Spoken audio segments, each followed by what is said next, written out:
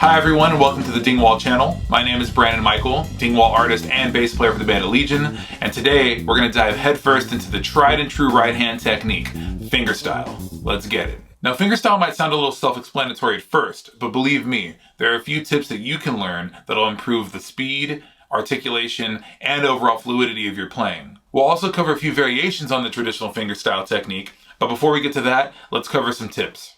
Tip number 1, think like a compressor. Most bass players out there have a dominant picking finger. For me, it's my middle finger. Although players like James Jamerson made an entire career out of playing with just one finger based on tone consistency that he heard, most players will be far better off learning consistency across both fingers. This can be practiced by first playing a simple line with one finger, then repeating the line with two fingers and trying to match the tone. If you have trouble hearing the difference in tone, try closing your eyes during this exercise. Now, sometimes you won't want every note to sound the same.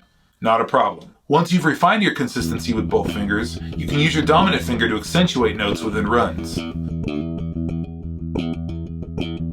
This can be a great way to add groove to your lines. Speaking of groove, let's go to tip number 2, muting with your fingers. Now, muting with your fingers can be kind of a tricky habit to pick up, but it is integral to a clean tone. And once you pick it up, you'll forget you're even doing it. When you're picking with two fingers, one or more of your unused fingers should be resting on the strings below, preventing the unnecessary strings from ringing out. This can be kind of tricky when arpeggiating or skipping strings, but implement this technique and you'll be surprised at how quickly it becomes a part of your playing.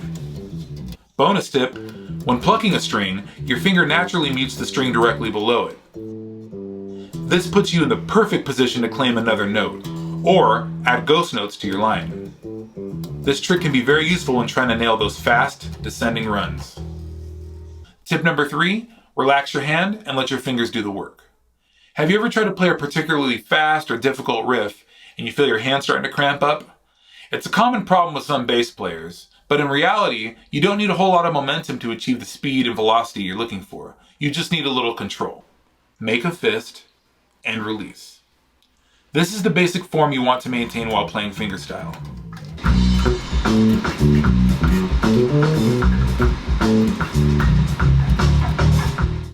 Your hand is moving up and down, and your fingers are doing the work. This gives you utmost control.